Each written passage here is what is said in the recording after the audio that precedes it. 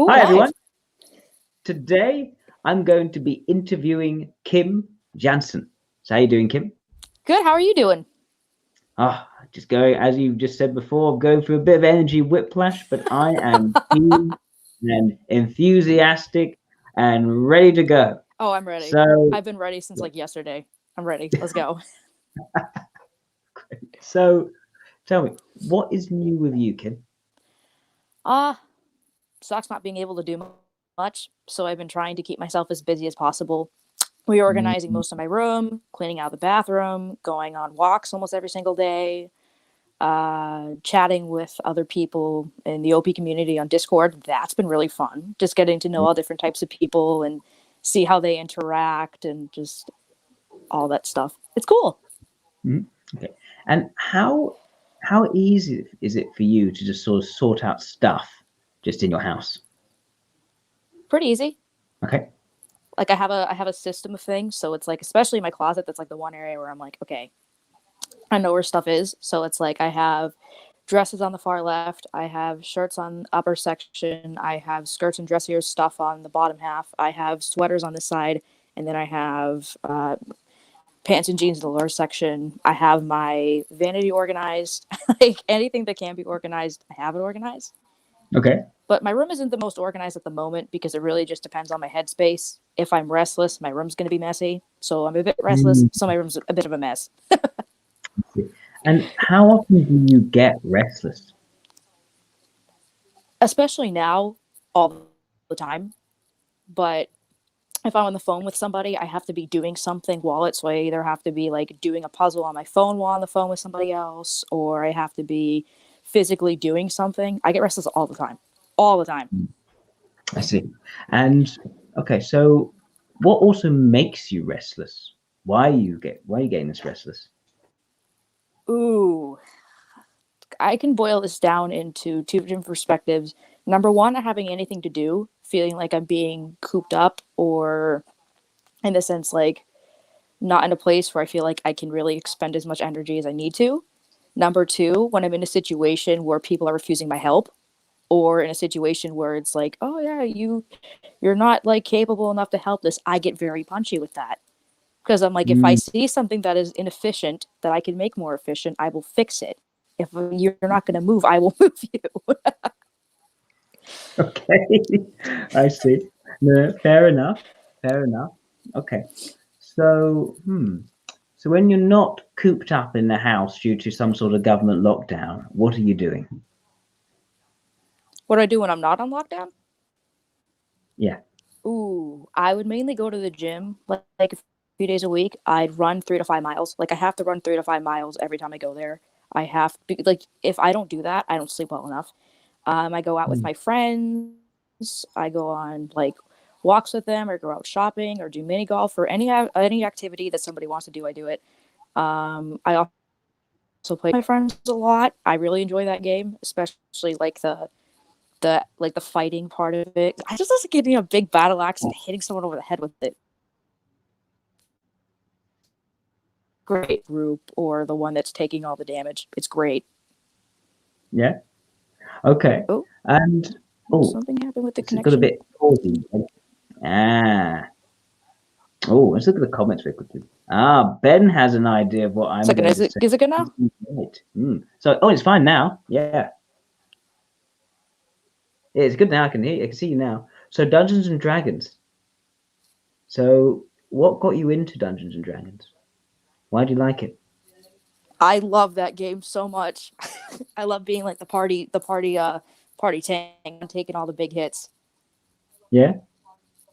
Oh, okay, you like to be in the tank. You like to take the big. Okay, fair enough. And but what? Why do you like Dungeons and Dragons as a game?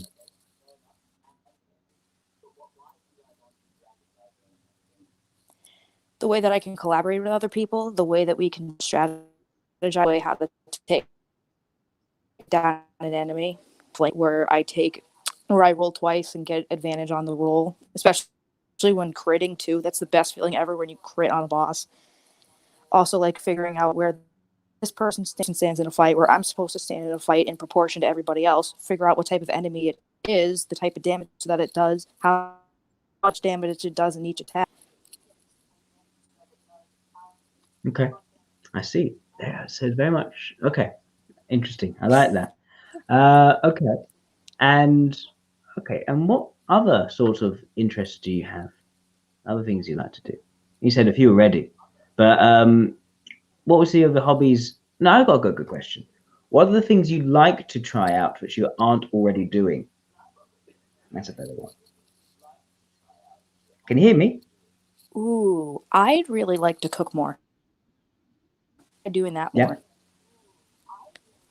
Okay. Just because I want to get in touch with the more like creative side of myself, or taking something that a recipe that's already there and trying to perfect it as best as I can. Right. I see. Makes sense. Thank you. Hmm. I think you're making this a bit too easy for everyone. I'm sorry about this, Kim. Okay. Let me see. So, let me see what I can ask you. In what situations are you at your most confident?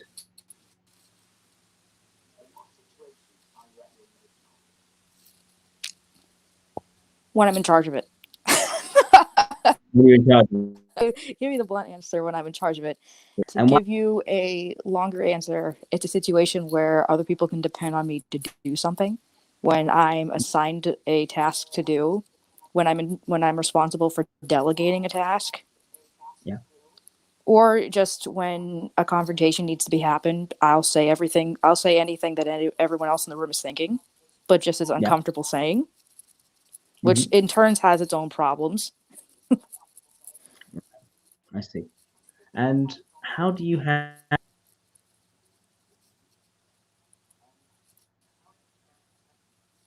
What was that? So how do you handle those problems? I'm ooh, uh, a bit confrontational. I'm not gonna lie. I come off very strong, as you can probably tell within like the first minute of talking to me.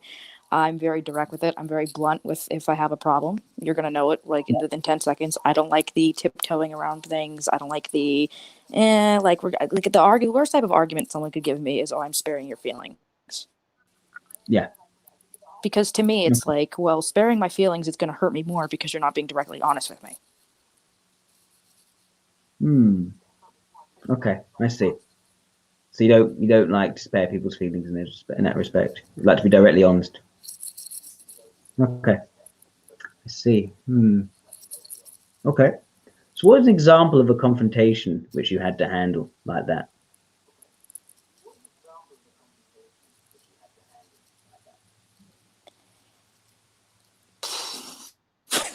Like there's so many that are going in my head. But I remember this one conversation, like one of my friends was having a tough time emotionally, and so we're sitting around them, and everyone else is kind of giving, sorry, I feel bad for you. Here, like, cry on my shoulder, like, which is fine, but that's just not how I solve things. So I told my friend straight up, hey, that in turn creating a bigger problem for yourself, and here's how you can fix it. I see. Okay. Thank you. Thank you. Okay. And in what situations are you at your least confident?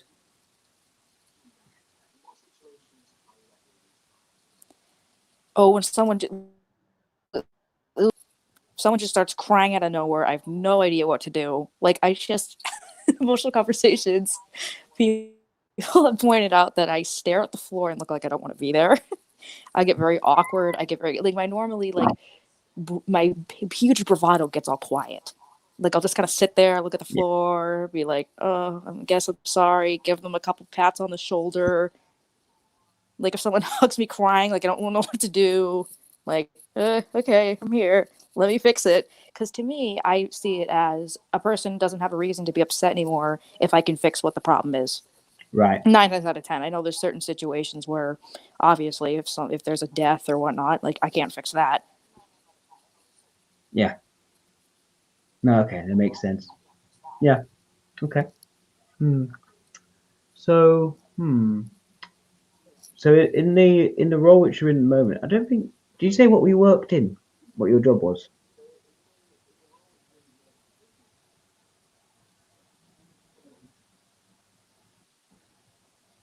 Sorry, Kim, did you say what your role was at the moment, your career?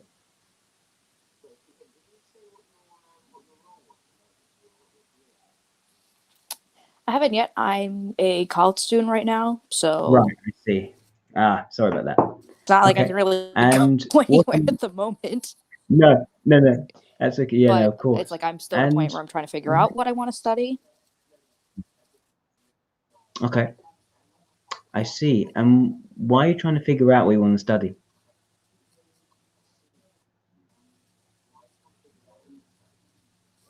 Just because I have thought for the majority of my life, I was certain that my life was going to go in a clear direction, and now it's not. So I'm trying to figure out, okay, well, what don't I like? What do I like?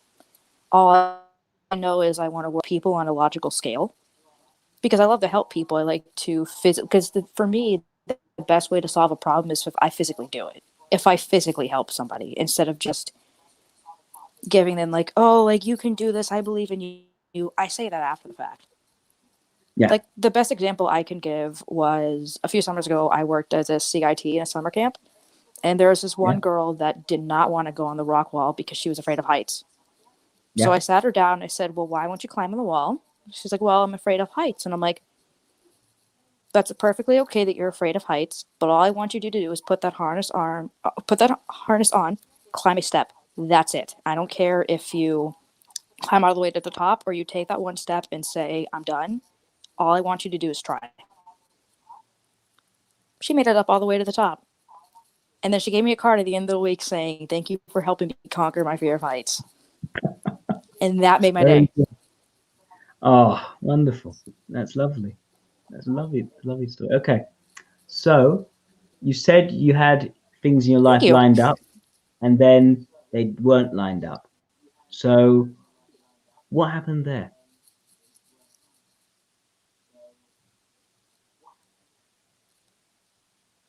Mental health. Okay, That's the best way I can explain it.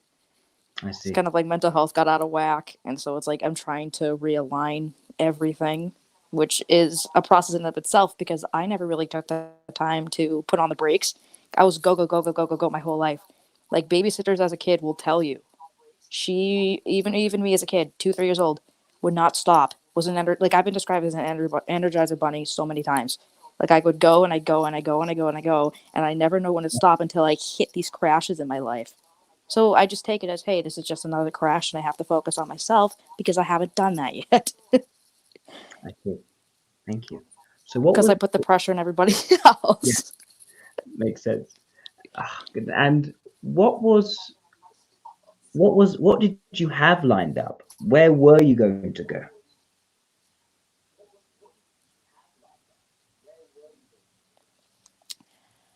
I wanted to be a lawyer. I wasn't sure what type of lawyer I wanted to be, and eventually I wanted to be a judge because what I found most interesting was hearing every side of a story and then coming up to the most likely conclusion based on those facts and based on those details. Right. But now it's like I want to figure out, like, if I want to work in law, what type of field of law I want to work in, or mathematics would be more up my alley. But all I want to know is I want to help people that involves numbers because I know I wouldn't be a good therapist. I've had friends and family tell me you would not make a good therapist, which I can agree with. Right. I see. Okay. Makes sense. Hmm. Okay. No, that makes a lot of sense. Thank you. And hmm. Okay. What sorts of things tend to frustrate you?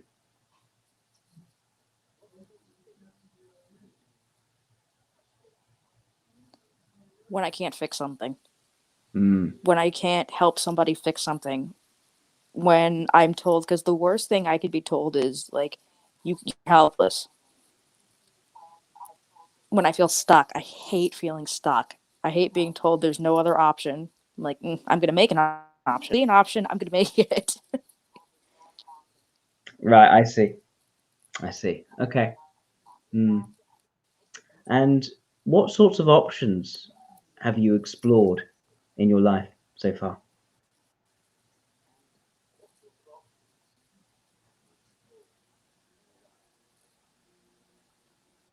What sort of options have I explored and what? In your life so far?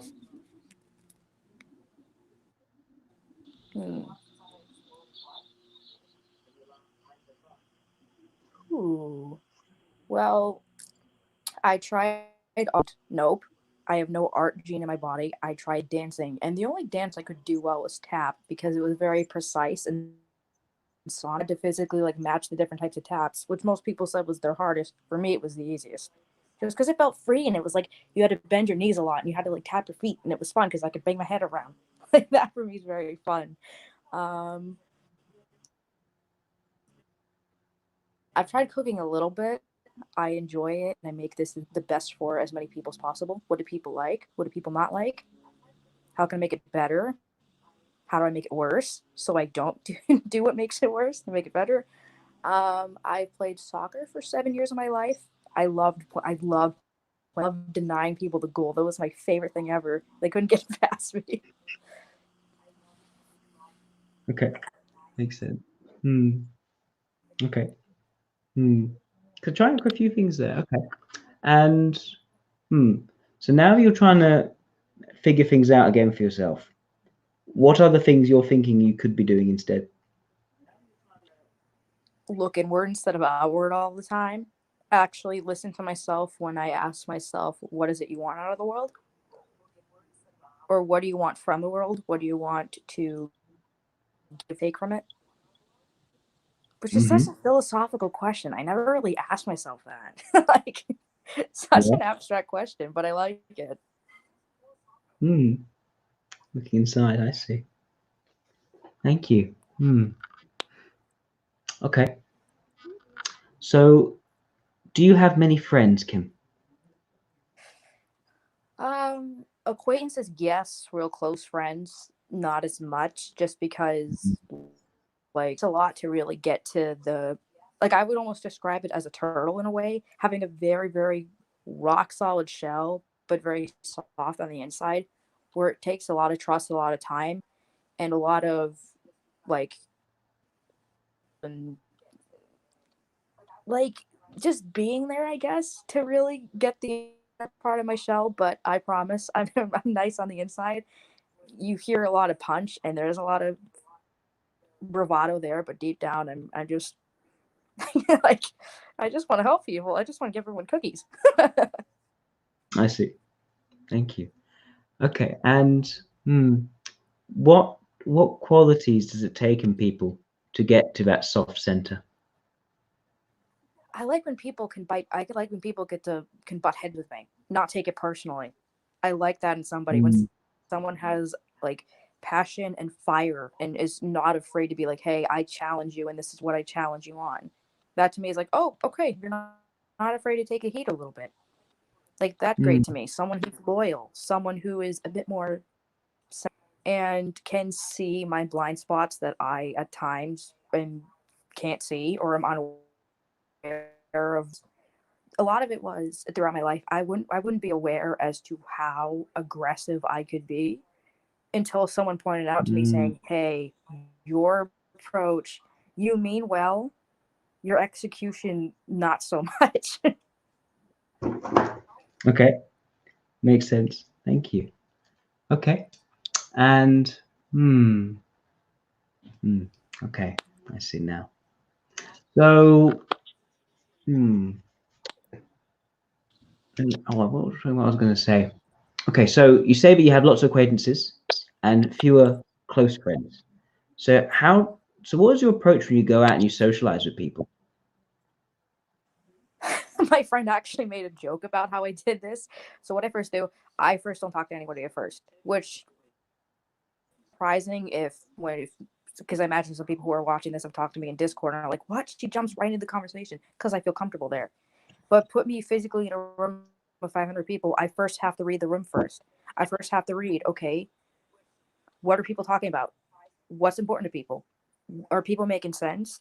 Does someone actually want to do something with their lives? Are they just spewing nonsense or are they spewing what is authentically themselves? Are they trying to impress anybody or they're just being true? It's stuff like that that I look at when I read a room at first, and then I jump into the conversation when I'm prompted to. When someone's like, "Hey, what do you think?" Then I'm like, and then people have been telling me at first when you meet me, I'm quiet, but when I get going, I do not shut up, which is very true. I see. Thank you very much for that. Okay. And let me see.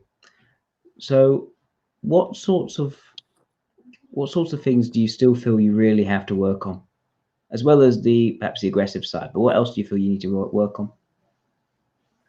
Oh, I have to look inward on the spot. Uh-oh. Uh-oh. um, I guess being more sure of myself. Because I come off very confident, but I second guess myself all the time. Because like I Mm, always had a very hard time like voicing my ideas in like a academic setting or like a classroom. Like a lot of the times my teachers would tell my parents, "Hey, she has amazing ideas, but she doesn't ever voice them." Just because I would hate to be looked at as the one who was stupid or weak or defective or whatnot. Like I wanted to be mm, looked at as somebody who was valuable, who was smart, who was resourceful, who was intelligent, who was like someone that people could look up to and someone that I could look up to too. Like mm, the one thing I don't think people realize is how hard, like no matter like yeah, like, I'm hard on other people, but as hard as I am on other people, I'm that much harder on myself. mm. Okay, makes sense. Mm. And how often?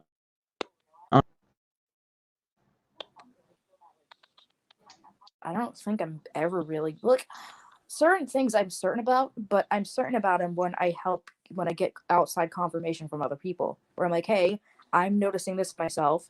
Like if I line 10 people up in a row, be like, hey, I'm seeing this myself. If 9 out of those 10 people say yes, I'm seeing that, then I take that more as fact. But it's like it's not until I actually ask other people that I can confirm it for myself.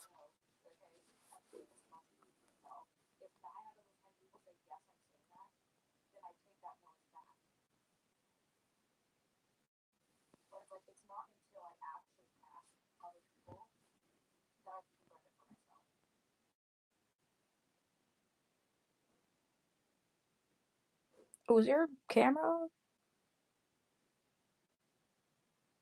Oh, where'd you go? Oh no. Oh no, where'd you go?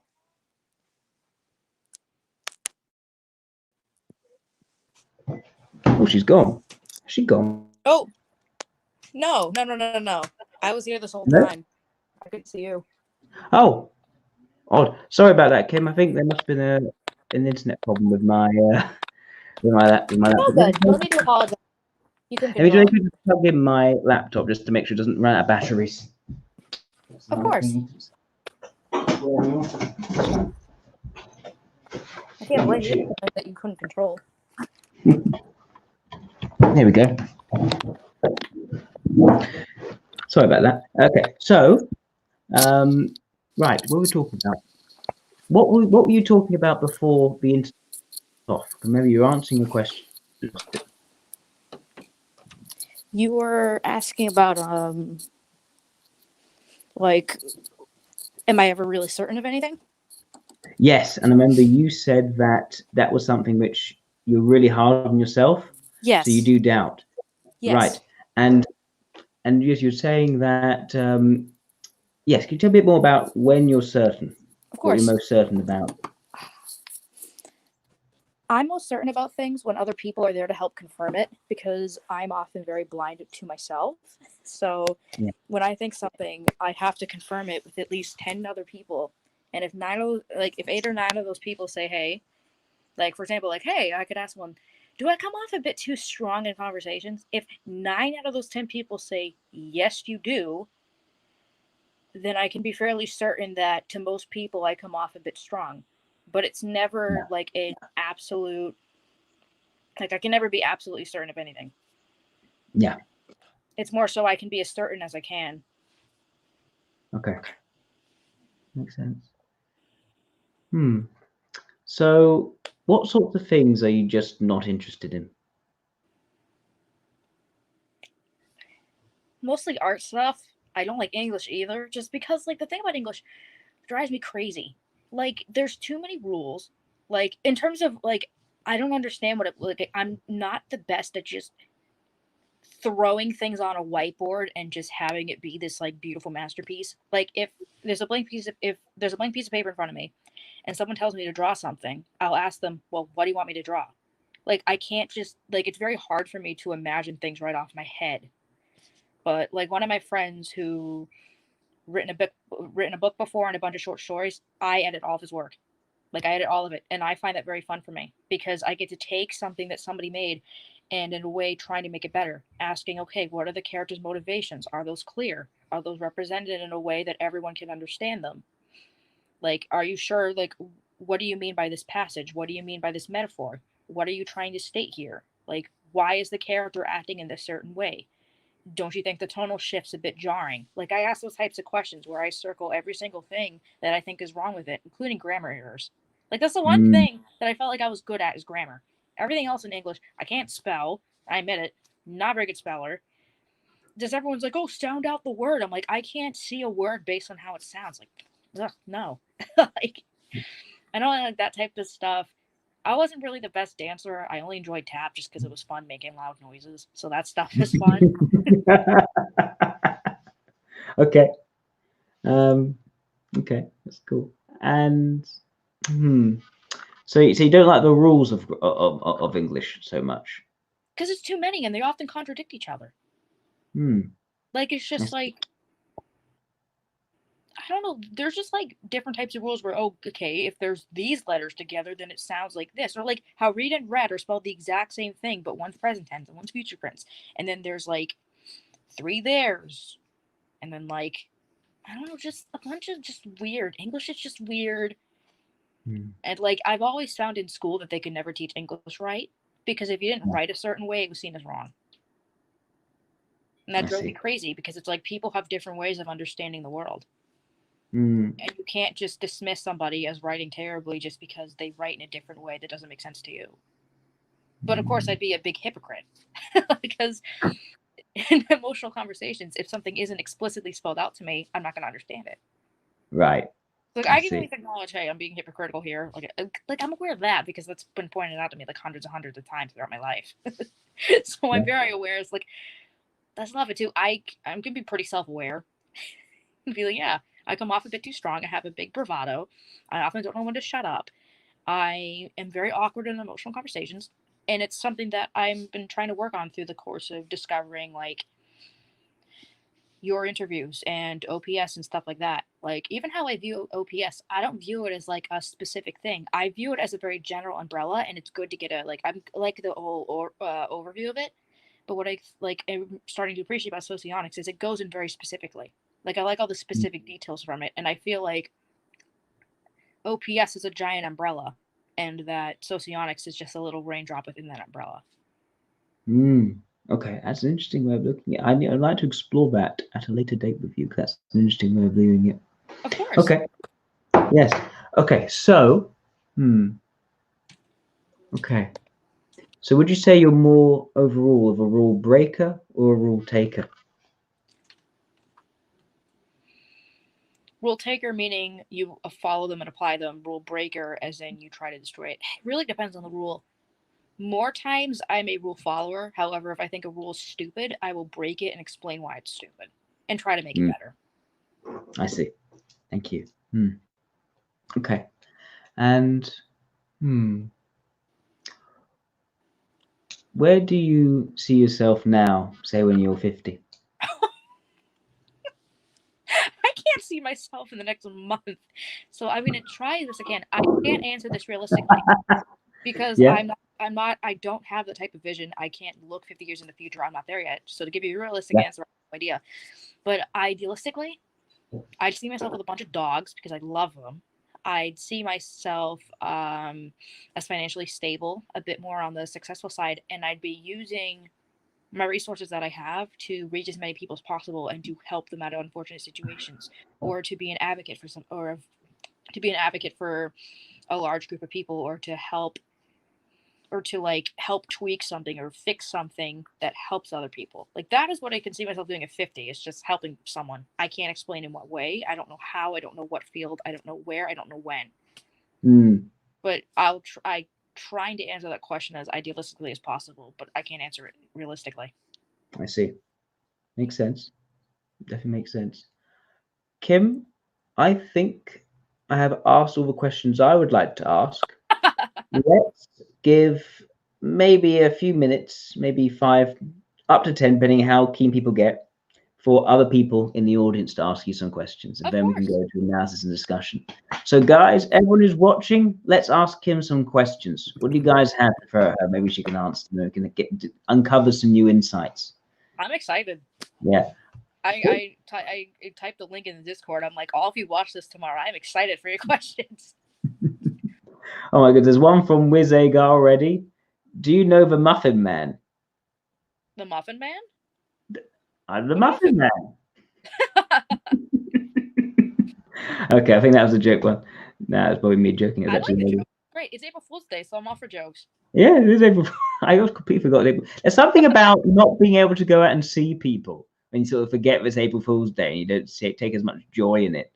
So, bit of a sad one. Right, let's see what else they have here. Maybe other things are being asked now. Oh, here's one. Here's one from Kat. Kat's always an ask of great questions. So she's asking, "Hi Kim, what is your favorite quote and why?" Ooh. That one's tough. I think there's this one quote, and I might not be quoting this 100%, but it's something to the extent of, like, the weather whispers to me, prepare for the storm, and I whisper back, I am the storm, in the sense of good luck trying to push me, good luck trying to move me, good luck trying to break me, because I'm ready. Like, anything you're going to throw at my way, I'm ready Very for it. good. That one's one of my favorites. I think another one is be the change you want to see in the world. Mm-hmm. Because there's so much, there's one thing as saying you're going to do something. Saying something without doing it, it's just speaking nonsense. In fact, you shouldn't speak at all. I see. Thank you. Sense. Great Okay. question, by the way. Thanks, Kat. I like that one. Here's one from Ben Vazelan, who's an old acquaintance of mine. We've duked it out in the past. It's been quite fun. He's asking, what are you interested in and why?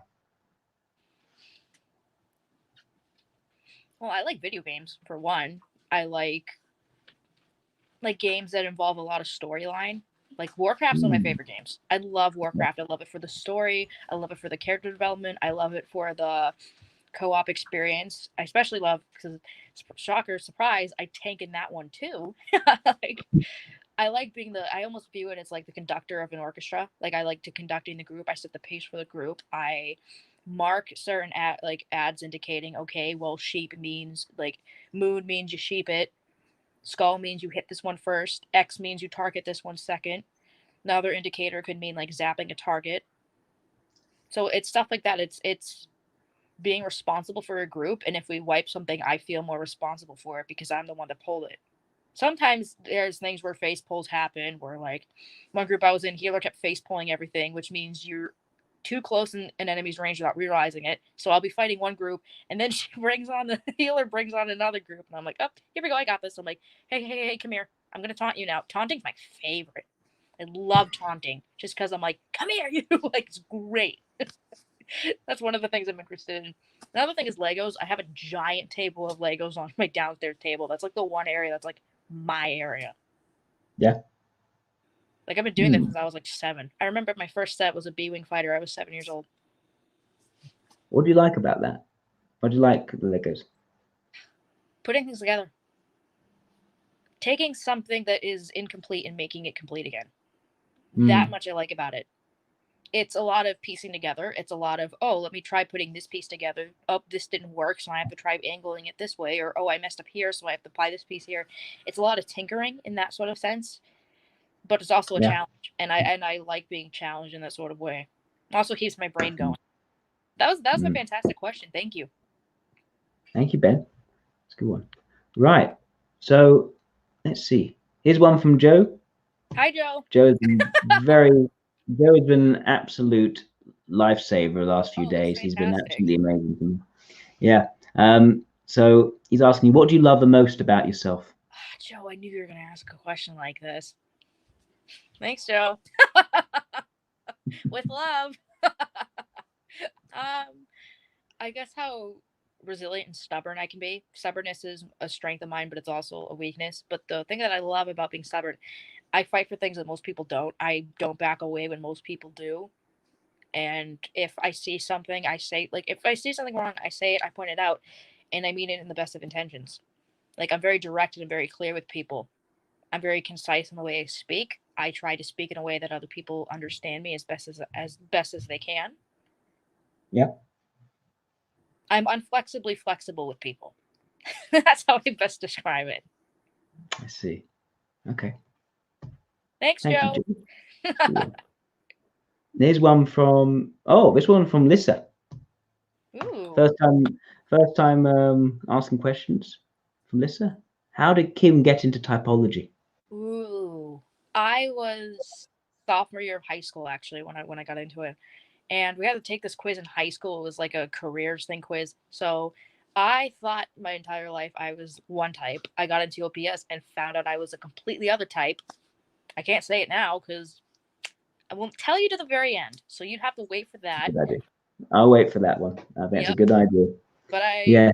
lived my whole life thinking I was one type, discovered OPS, and because of the one thing I didn't like about it is it wasn't very clear, and it was like, okay, well, sure, this is true, but it seemed very like too narrow in a sense where it's like, okay, like I see myself as this and this, but I don't see this, or it's I found it a bit too like there's bias against sensors. Like Yes. yeah, yes, 100%. Yeah. just the rep that sensors Mhm. would get. And it's like, no, you need people who are sensory dominant because if you don't, then nothing's going to be clear. Then it's about taking something that's abstract and making it as clear as possible so as much people can understand it. At least from my understanding of sensory. But if you understand it differently, I'm curious as to what that is. And to me, there's like no right or wrong way. There's no right or wrong. I'll be able to give. I'll probably cover that area at some point in the analysis, certainly. Right. Okay. Um, let's see what else we're getting here. Oh, hang on. It's sort of jump forward a bit there. Hang on. Here's a good one. Another good one from Ben, I think. Do you like sensory description in novels? Can you imagine and describe smells easily? Ben, you don't say the cognitive function. Oh, it's okay. It's fine. It's not that bad. What do you think? Like sensory. Yes, I do. I Mhm. like being given a very clear picture and what it's actually like. I don't just like being told that, oh, the sky is blue. Okay. How blue is it? What does it look like? Is there a sun in the sky? Are there any birds? What does the wind smell like? Is there anything in the breeze? If there's, what does the ground feel like? What time is it? What time of day is it? Like it's stuff like that because it helps provide more of like it gives a much clearer picture. And I don't like reading something without the full picture of it. It'd drive me Mm, crazy. Where I'm like, okay, this isn't like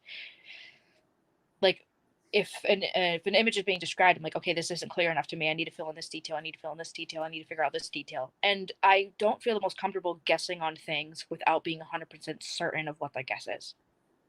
yeah, makes Where sense. I hated being called on in class for that exact reason. I was so uncomfortable raising my hand and making a guess because I just wanted to be 100% certain that the guess I was making was correct. Yeah, makes sense. Ben, that was a good question. I got some really good stuff out of Kim. I appreciate that. Thank you. Right. Something from Joe again. What's something that annoys you about people? These are a couple of these. But the big one I can Oh, people are stirring, isn't when people are passive aggressive. That to me it? is the worst. Well, they'll try to act like everything's fine and then throw in a passive aggressive comment. It sets me right off. Like, excuse me, you poke the bear, and don't be Yeah, surprised that you're gonna get a big claw mark in your face because you're being passive aggressive, and I don't like that. If you have a problem with me or a problem with what I'm doing or a problem with somebody in my life, make it clear to me, spell it out for me, and say, hey, this is what I have a problem with. Because I'm more likely to respect that than acting like, oh, everything's fine and things could be better, but whatever. Like, ugh, drives me crazy. Or when people try to push me to talk, like people push me to talk in emotional conversations, like it's been described as drawing nails out of a chalkboard. I don't like to do it. So trying to force that out of me, I hate that. I hate that. Say you right. back a dog into a corner. They're gonna come out and they're gonna Mm, bite you. And the people are shocked why I bite back. Like, don't back me Yeah. in the corner. Don't force me to emote when I don't want to. Invite me into the conversation. Like, make me feel comfortable in terms of that. Because I'm insecure of that side as it is. So, like, being forced to talk, I hate that. Yeah. No, I Drives me totally get it. crazy. Just people being passive aggressive for sure. Drives me crazy. Just not, like, speaking between the lines or not giving clear communication. That drives me crazy, too. Yeah. Drives me crazy when people are like, yeah, I can read their facial expression and understand everything that's going on. I'm like, that person's not even talking. They're just giving a look. How do you know what they're saying just by, like, I don't get it. And then they'll ask me, oh, do you understand? I'm like, no. You can explain it 50 times, and if it's not clear, I'm not going to understand. So don't be shocked by the answer. I'm being honest with you. I'm not going to get it. Yeah. Yeah. Makes I'm total trying, but sense. my mind doesn't bend that way. My mind is not a rubber band. It doesn't bend that easily. Okay. So that's a good question from Joe. There's Thanks. a question here. Thank you, Joe. And there's a question which I think Austin just asked, which I really like. So there's this one. What do you value most in a person? All these value questions. What do I They know value it. most in a person? Mm. I think I can sum it up by three things. I value most loyalty. I value most honesty, and I also value somebody who's more vulnerable and sensitive to sort of help counter my energy or counter that bravado. Someone who could look at me and just instantly be like, okay, you're not faking it, but you're trying to protect yourself in some way. Like that's where mainly the bravado comes from. So if someone can really get like deep inside there and be like, I'm seeing someone very sensitive, like somebody wants to bring that sensitive side out of me. Like that to me is what I value most. Someone who wants the best for me. Okay. It's interesting you said that because earlier you said that you wanted someone with sort of passion and fire and can, really take those hits. So how does that work? Someone who can understand that my anger isn't personal, or understand that the punching isn't personal, Yeah. that the bravado itself isn't personal, that I'm not trying to personally come at somebody. It's a defense mechanism. I see. So someone that can take that fire and understand, okay, this isn't personal, and can bring a sort of softer side to that, and be like, oh, hi, kitty. One of my cats just started sniffing. Oh, Hi, buddy. right. Okay. I'm going to take one last question and then that's it. Okay. So, which one? Let's take one from, let's see, let's do one here. Because it's April Fool's, why not? Yes. Once or twice a day. I have a nighttime routine that I do. I have a Yeah. skincare routine that I do. I brush my teeth and floss before I do my skincare. I do the same 5 steps. So yes, I do floss regularly. Okay. Very good. Thank you everyone for the questions. Thank you. So I'll let you know what I think. I'm pretty sure of this one. I think, as I said before, earlier on the interview, I thought you were making it a bit too easy. I don't know. Had you looked into socionics beforehand? That's the important question in terms of these Not types. too much. I just understood that there were 4 different quadrants. There's alpha, beta, omega, and gamma, but I'm not sure what each of them meant. So I just literally know that there's 4 quadrants. That's my understanding. Right. Okay. Okay, that's interesting. So you've lined up very well, in my opinion, to a type, and you're completely, not incompletely, but almost completely socionics blind in terms of what those types were, how they Right. work, how they clump together. Okay. I went in pretty blind. Okay. So I think you are an LSE in socionics, Hmm. and what that means, first of all, the leading function is extroverted logic. Ooh, so that's like a T. Yeah, Yeah. it's a bit different depending on which system you're in. I'd say it's not about being bossy. It's about practicality. It's about taking these facts and finding out how to work them to make them as optimum and as efficient as possible, making Yes. processes work as well as they can. Okay. And I think it's TE with SI, so extroverted logic with introverted sensation. Oh. So what I mean by that is the practicality, the efficiency, it's rooted in the local, in the specific, in the detail. It's about making processes work as well as they can in the day to day, taking these details, refining them, working together. There's no waste of resources. It's it's trying to really master and refine how well things are working as well as Very they can. laser focused. Yes, it's I very can focused. imagine.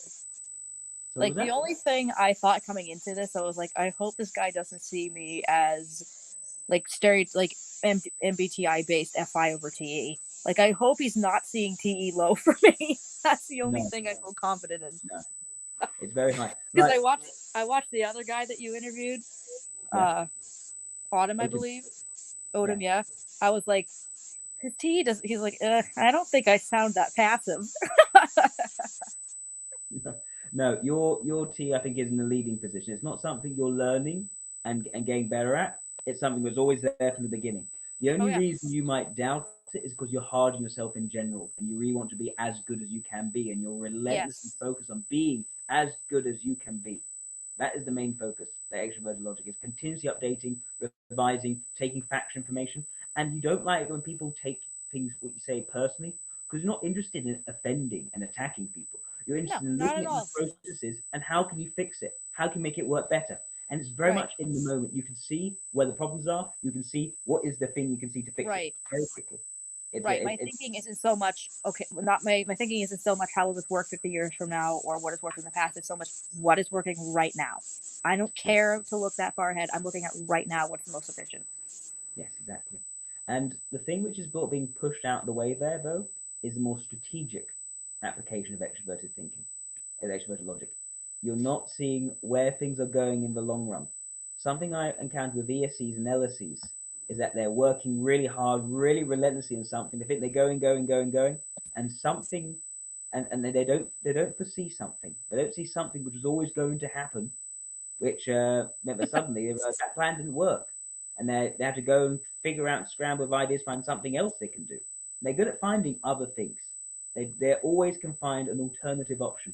They hate being told that this is not going to work. This is inevitably not going to work out Oh, I because they hate think that.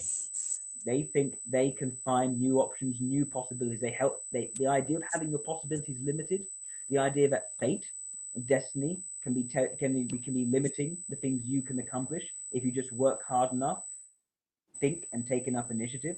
That is completely alien to LSEs. They don't they reject that introverted intuition idea that things will just turn out a certain way. It's Agreed. already in place, already set in stone, as it were. They don't like Right. that at all. They aren't mystically inclined. They're empirically inclined. What can I see? How does it work? How can I make sense of it based on my experiences of reality working? Very important to them. If it's sort of mystical, it doesn't relate to experiences, they're less likely to think that is something which is factually based. But they aren't so stubborn in their approach. They can reach certainty through taking in factual information, but it's always about, are there other ways in which we can do things? Is Right. there some ability I'm overlooking? Is there some other angle or way of looking at the situation? That's the Right. extroverted intuition.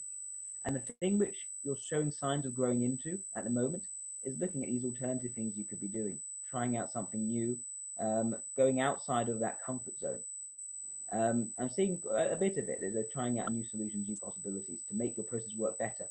The thing which isn't yet being grown, developed yet, you feel quite is a bit fragile, you could say, and needs a bit of work from other people to meet you in the middle on, is introverted ethics. Someone, Yeah. and it's specifically that sort of person who is inclined to try to really get to know you as a person. Really isn't trying to push anything onto you, but to let you to understand you for who you are, to accept you for who you are, and to explore your perspectives as an individual, and not about forcing you to situations where you have to sort of put on your sort of sociable face. You can do the sociable face, you can do the sort of the charming aspect if you need to. It's what you not rather do. You rather have matter of fact conversations where there's something productive rather than just social. But Right. you can do that. You're not socially reclusive in that respect. So extroverted ethics is in the role position. But what you really want is someone to form and forge that close connection or bond of trust with you, of good faith judgment, so that you don't have to be putting on these other faces. You can just have that relationship and know that that's there and you work in that relationship together. Right, And right. the thing which you were showing a lot of though was extroverted sensation, which is the more forceful, more direct, potentially more dominating information element. But it didn't seem to me that this was something you were valuing for your own sake, but it's something that you were showing and using a lot and always had as a thing you can fall back on. That's extrovert sensation and socialites is that very much direct, more confrontational aspect. You can confront, you can handle these conflicts. And also your way of you are continuously confident if it's in that immediate moment in terms of making sure things are happen, making things go your own way. And you've got this relentless energizer bunny energy where it's not that you're burning yourself out. Some people are thinking, oh, you don't know how to relax. That's not true. It's not that you don't know how to relax. It's where you've got so much energy, it takes so much time before you actually need to recuperate. And then you know where your limits are. You don't burn yourself out in that respect. So extroversion very, very high, very, very strong, but I don't think valued. I think it perhaps pushed more like someone who was a younger LSE than an older LSE. In that What I you're could see saying a lot sounds of interesting. I can't hear you right now. Oh, okay. Can you hear me now? I know someone tried to call me like a minute ago. Maybe that disrupted the audio, but I'm trying to hear you. Okay. I wish I heard what Jack was saying a minute ago. I'd love a good debate. Oh no! Oh, the audio. Okay, I'm going to keep on speaking and saying stuff until you start hearing me. I hate not being able to hear you. It's frustrating. Oh no! Oh, let me see what I can say. I can type in the comments so people can actually see what I'm saying. Right. Okay. I'm going to say this. So I'm going to. Oh, I know the audio's like all messed up. I'm going to continue speaking. You can see in the recording. I think that's the best thing I'm going to be able to do at this point. If your audio is completely gone. Can you see that? Can you? Yeah, okay. You understand. It's good. Right. So I think extroversion is making a lot of sense as that demonstrator function. I think proactive, you get things done, and it sometimes runs away from you. The idea is there's so much extrovert sensation that it is. I want to read these comments. People can feel that you're being perhaps a little bit overly aggressive in that particular moment. It's not that you want to be. You're so much focused on actually nurturing and helping people with factual information that in doing this, it can create. And so it can create this effect that you're being too assertive, too dominant, and you're actually moving away from that. You're trying to be far more about focusing inwards, looking on your personal growth. And this is the thing about deltas, and I think you are a member of the delta quadrant. Delta quadrant is very much about growing in and of yourself, developing your skills, becoming more capable. For you, it's not so much developing the skills anymore because you got the skills down. For you, it's more about looking inwards and trying to find out what you actually want, what you actually like and desire, and how that can then help you in your working in terms of building up your capabilities. It'll help you discover your own inner potential. It's a very important part for an LSE. So looking in and opening up in those possibilities will be the path of growth. And while you're doing that, the extrovert sensation will be decreasing. It will be less of an aspect for you. And is it screeching? Where is it screeching? I think that's from. Right. Is it me? Let me turn off. Let me mute.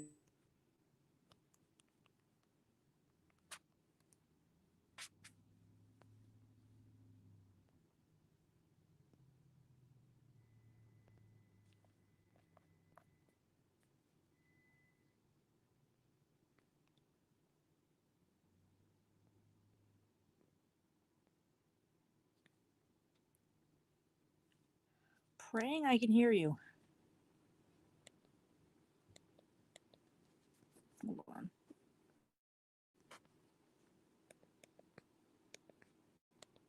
Okay, hopefully I can hear you. Okay, can you hear me now? Yes. Okay. Oh, fantastic. I am Right. so sorry. What you said sounded so interesting, and it's just I wish someone Okay. called me in the middle of it, and then the audio went all screwy, and I couldn't hear you, and it was like, Okay. oh, I wish I could have responded because that debate comment is really interesting. What Okay. exactly are we trying to debate? There's something apparently people are complaining about a really bad screeching. I can hear the screeching. Can you hear the screeching? Yes, Okay, I can't hear the screeching. I'm not sure what's going on there. which is interesting. Right, that's weird. I'm not sure what that's about. We should probably persist so that you can understand, but we'll have to look at what we can do later about that. Oh Right. goodness. Okay, so where was I? So I was telling about extroverted. What information was I telling about before it cut off? What was I saying? You were talking about introverted feeling. Right. Okay. And You were that's sort talking of about cross. internal ethics, I guess. That's the area that I'm having the hardest time with. Yeah. Exactly. And you need someone to sort of understand your perspectives, to really connect with you and forge that close one-on-one bond, and see the inner potential in you and where you're coming from, to give you that good faith judgment. That's the sort of thing which you really need. And it's interesting that every delta type, and I say LSE is a delta type, is focused on internal change, internal growth in some way, not about just completely changing the world around them. Like, so instead, that focus seems to me that you're learning now to turn more inwards, to look at what you actually need, what you actually want and desire as a person, what your intentions are, to understand those intentions more. Right. Does that make sense? Yes, it The does.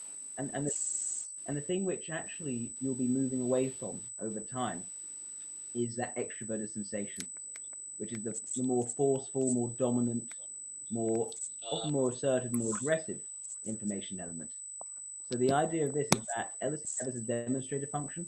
It's why you're the energizer bunny, as you said. You have so much energy doing so, you're able to do so much, and it's relax. I think Ben was suggesting maybe you can't relax early, but it's not. It's because you have so much energy that it takes a lot of activity before you feel as if you need to relax. So that natural sort of confrontation aspect, that natural tendency to, what's the word? Um, yes, then that's the ability to confront things in the here and now, to be able to take any sort of slings and arrows others are throwing at you. That's something which came up a lot, but it didn't seem to be the thing which was valued for its own sake. It was the thing Mm-hmm. that you were doing. And when you're doing too much of it, you feel bad about it. You don't want people to feel intimidated by you. You No, don't I don't. want to be, the big boss who's controlling you. You want to be someone who's using factual information to fix problems.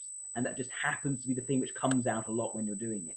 And because you're Right. so externally focused, the area of growth is to actually look within to see where you can grow, where you can get a sense of where your intentions are, and know Right. your intentions are, know that you have good intentions, and have people see that in you, and Right. not take what you're saying personally as something designed to offend or put people down, Oh, but never. actually Never. genuinely That's the ironic part. and yeah, it's an earnest desire to help, which is very much about Delta.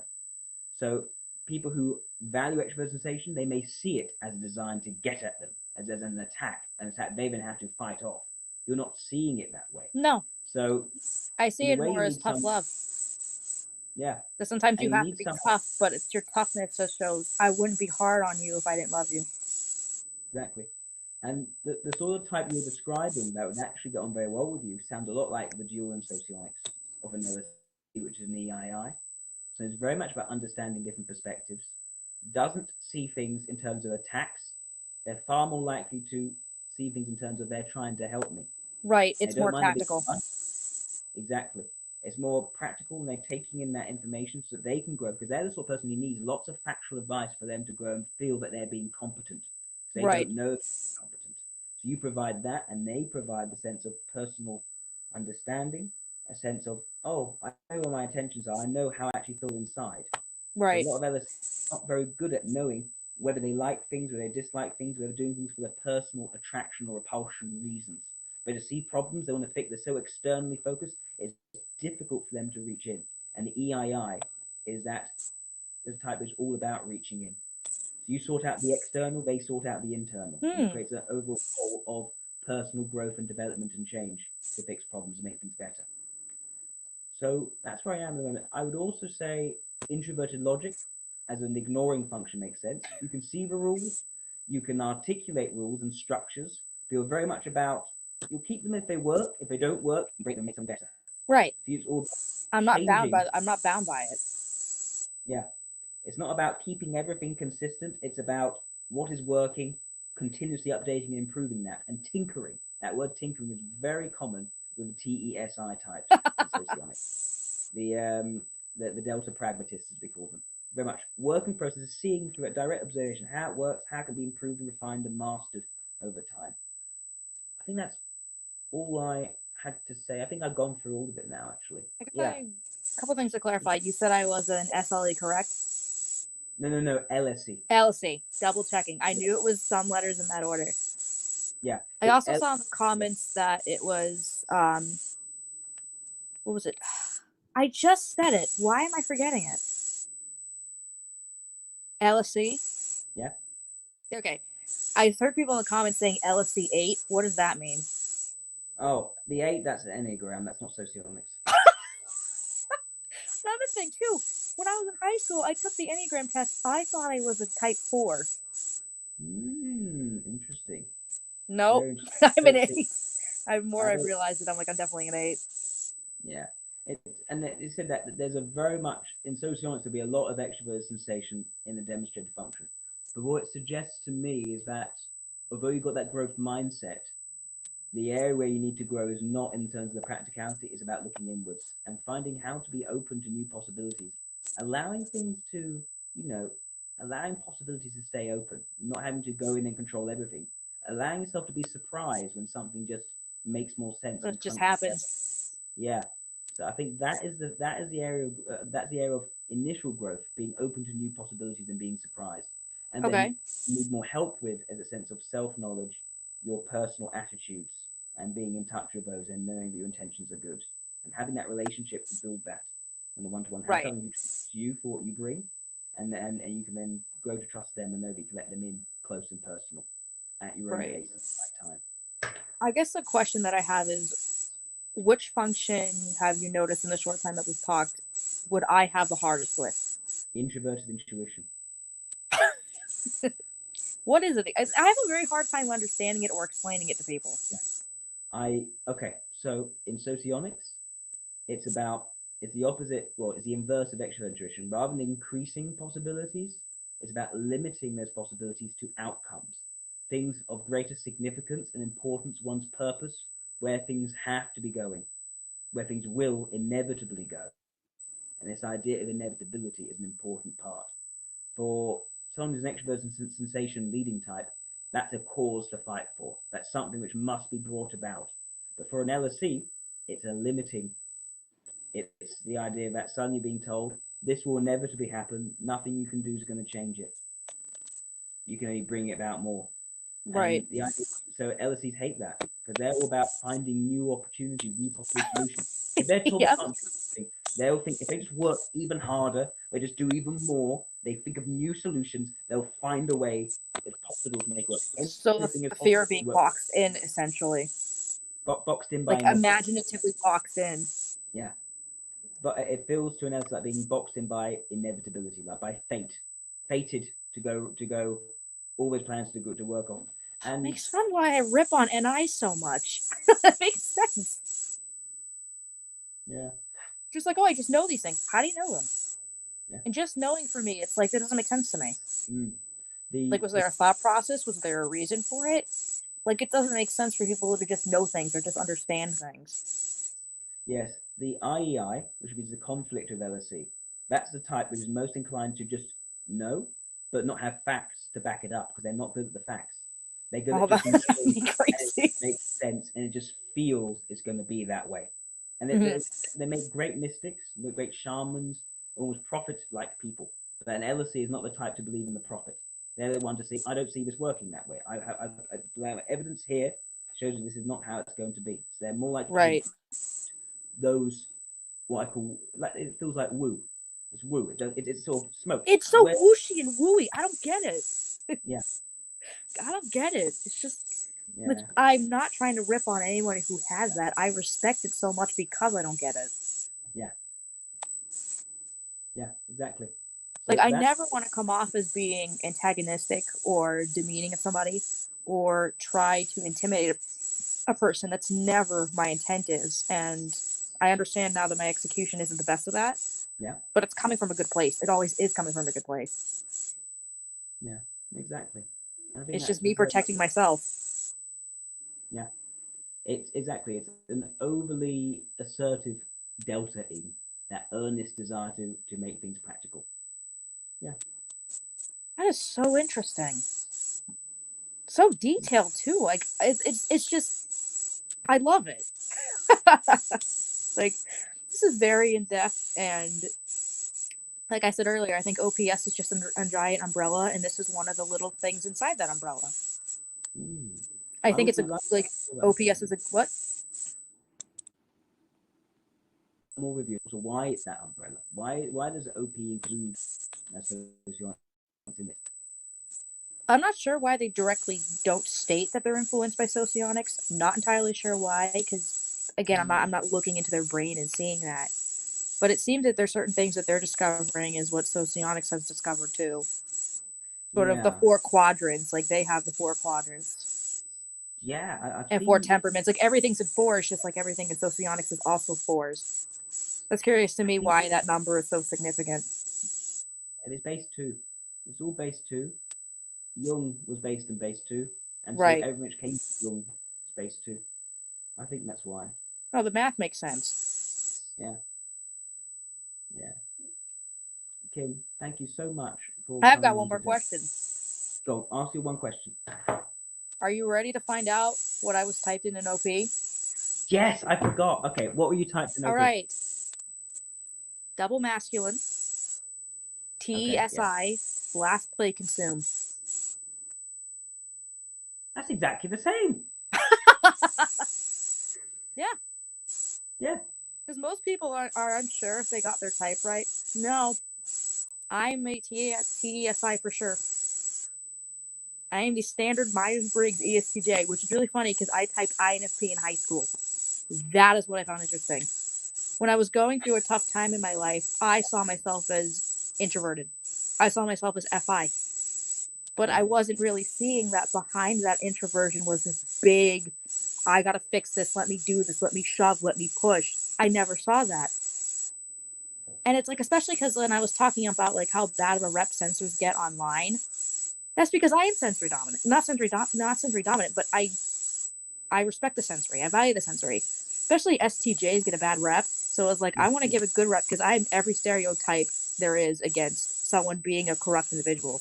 An STJ, Myers-Briggs STJ, a type 8 Enneagram, and a Slytherin in Hogwarts housing. And I'm all three of those put together in a single person. But I don't get the Slytherin part.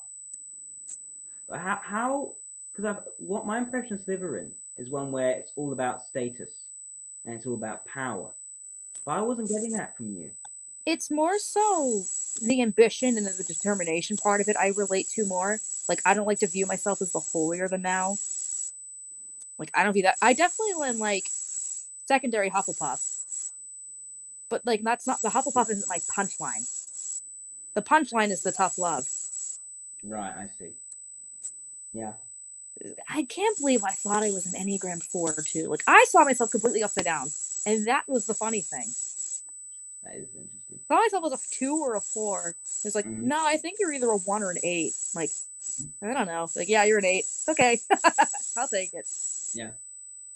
Makes sense. I know my friend, one of my best friends, Peter, he often says that he looks at Enneagram, he's not sure where to place himself. He'd be an LIE in sociology rather than LSE, still extroverted logic, but he couldn't really find an Enneagram type which really got extroverted logic down. I can see why it makes sense for sociologists for an LSE, if especially if they're very much in their demonstrative function, to be identifying with the extrovernization part. But in terms of the solving problems and making things work better, I still have trouble finding that in the types, in the different numbers. Which one is actually just about making things work better, and that being the fundamental motivation? Because I can Right. see toughness is there for you, but it's not like in of itself. It doesn't seem to be the thing which you're seeing as the thing which you're trying to, which you see as important. It's more a thing that you've always been and done, and sometimes you overplay it, and also you rather sort of find a way to get out of it towards something which is more meaningful. So yeah, I'm trying to make sense of all that, but I can see why you would have come out of the Nate if it's about that assertiveness and that directness. Right. I think it'd be kind of interesting too to help figure out what he wouldn't be. Almost like a process of elimination of crossing off the board what he isn't. Like, okay, he's solving things in this method. What isn't he doing? Yeah, exactly. Like kind of checking things off the board. But I think it's really funny that both Dave and Shan and you both saw the exact same thing with one general system and one specific system. That is interesting. I think that is important because, like, I occasionally find people who are basically like cornerstones. They are the same across. I would be in OP and Myers Briggs and Socionics for most people. Megan Labota seems to be another cornerstone across EIE, ENFJ, and you seem to be another one. Across. So that's very interesting. I've always found that ESTJ has been so misunderstood. I've always thought. And I thought, because they're always portrayed as being the bossy type, and it's about being the boss. But it's not about being the boss, it's about actually making, but that what happens to happen, the exhaust, as it were, in doing that for them, they're being so in the moment focused, making things work more efficiently, is that they end up overly imposing on their environment. Right. I feel like people who write ESTJs in films aren't ESTJs at all. Like they're like, oh, I had this one bad ESTJ experience in my life, and that's what I'm basing everything on. But I think if like you had an ESTJ behind the camera, you'd find someone who, yes, at times came across as bossy or demanding or a bit tough, a bit difficult to work with at times. But you'd also see the flip side of it, someone who's very vulnerable and sensitive deep down, who has sudden breakdowns in the middle of the night, being like, I just want to help things and I feel frustrated that I can't. And that the tried and true method that I've tried to help people with for years isn't working. It's very much a tough love where it's like, I may be bashing your brain against the wall, but it's because I care. I wouldn't be tough on you if I didn't care. If I didn't care, I just simply let you run your life into the ground, which is harsh, but it's truth. My truth, anyway. Yeah, makes sense. I think I know I'm going to get going soon, but Kim, it's been an absolute pleasure to get to know you better in this last hour. Absolute pleasure to talk to you too. And I wish you love the rest of your day. Thank you. You too. In the future, especially about OP and socials. I think it's good to find. Oh, I'd love to join in. I'd love to talk. I love talking. I love giving my perspective. I like helping people come to an analysis. I've also got my sister, I think, is an EII, the eldest of my three sisters, and her boyfriend is an LSE, and he's a lot like you in lots of ways. And I thought that'd be cool if I could maybe make a connection there. That's funny because I think my boyfriend might be the same as your sister. He's an INFJ and IFE. So that'd be really funny if he were an IEI or something similar to that. Oh, okay. What I would say, my sister Amy, she got INFJ in Myers Briggs, but typical happened that the types don't quite go one to one. So she got an EII in sociology. And that's the one where it's about good faith judgment, exploring different people's perspectives. Whereas it's the IEI is what you're describing before as being more of a conflict thing for you. So I don't know, if you were describing in terms of the positive experiences, if that was what lined up what you're talking about with your boyfriend, then I'd say probably EII. If you're talking about the negative experiences being what you have with your boyfriend, then one, I'm sorry to hear that. Two, maybe he was EII.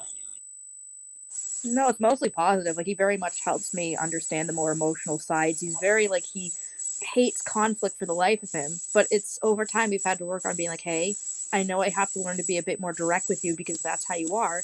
I've also learned, hey, I shouldn't bash you over the head if I want an answer to a question. I should just let you feel comfortable to approach me. So it's working on stuff like that. But we're a great team. He actually sees the soft side. In which case, that could be a duality relation. And that's interesting. So I got, see, my sister, female EII, male LSE, female LSE, male EII, potentially. So that'd be interesting to That would be explore, I think. interesting. I'll make the connection on Facebook. I'd like Oh, that. awesome. I can't wait. Thank you. Anyway, have a lovely rest of your day and take care. Thank you. you, You too. everyone Thank you else. very much for this. Thank you guys in the comments too. Bye-bye.